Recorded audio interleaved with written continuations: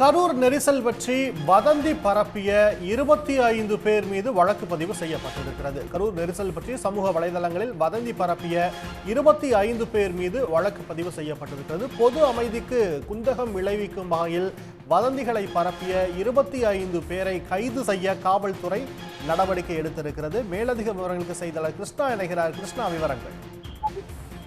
நிச்சயமாக கரூரில் விஜயின் தமிழக வெற்றிக் கழக தலைவர் விஜயின் பரப்புரை கூட்டத்தில் 47 பேர் விழுந்த சம்பவம் மிகப்பெரிய ஒரு பரபரப்பை ஏற்படுத்தியது. இந்த நிகழ்வின் தொடர்பாக தொடர்ந்து போலீசார் விசாரணை நடத்தி வரும் நிலையில் இது தொடர்பான பல்வேறு தகவல்கள் தொடர்ந்து சமூக வலைதளத்தில் பொய்யான கருத்துக்களாகவும் பல்வேறு வதந்திகளை பரப்பும் வகையிலும் மக்களை அச்சுறுத்தும் வகையிலும் தொடர்ந்து சமூக வலைதளத்தில் பரவி கொண்டே வருகிறது.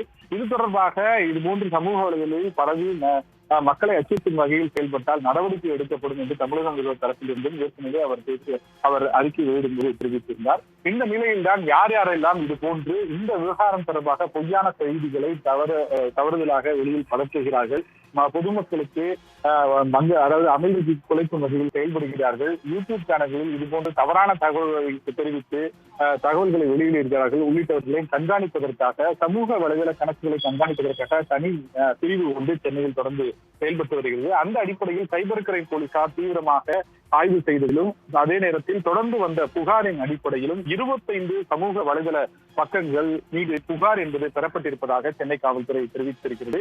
இந்த 25 சமூக வலைதள பக்கங்களும் பொய்யான செய்திகளை தொடர்ந்து பரப்புவதாகவும் இந்த கூட்ட நெரிசல் தொடர்பான விபத்துகள் தொடர்பாக வதந்திகளை பரப்புவதாகவும் புகார் வந்ததை அடுத்து அவர்கள் மீது இந்த வழக்கு பதிவு செய்யப்பட்டிருப்பதாக தெரிய வந்திருக்கிறது.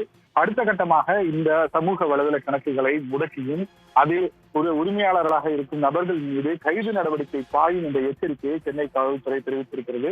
தொடர்ந்து இது போன்ற பொய்யான தகவல்களை வதந்திகளை தேவையில்லாமல் உண்மைக்கு புறம்பான செய்திகளை பரப்ப வேண்டாம் என்று சென்னை காவல்துறை கடுமையான எச்சரிக்கையை தற்போது விடுத்திருக்கிறது. விவரங்களுக்கு நன்றி கிருஷ்ணா. உடனுக்குடன் செய்திகளை தெரிந்து கொள்ள சன் நியூஸ் பெல் ஐகானை கிளிக் பண்ணுங்க.